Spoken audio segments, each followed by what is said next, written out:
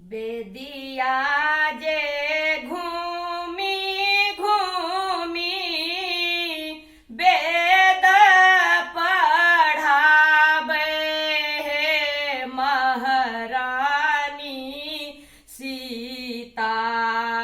बेदिया जे घूमी घूमी वेद पढ़ावे हे महारानी सीता।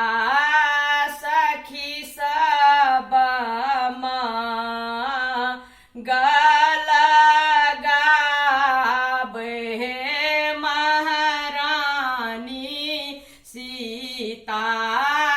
सखी सब गल गावे हे महारानी सीता। आगू आगू दुल्हन चले, पाछू पाछू दुल्हा हे महारानी सीता।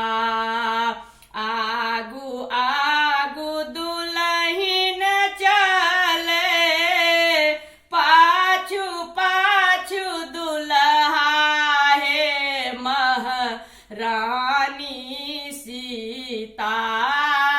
रघुबर लाबा छिड़ी आई है महारानी सीता।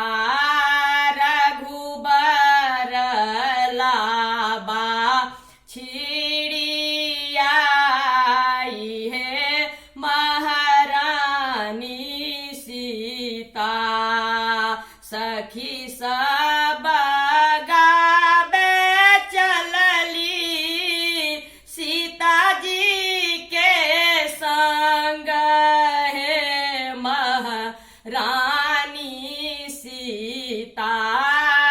रघुबर लाबा बिछि बिछि खाई है महारानी सीता।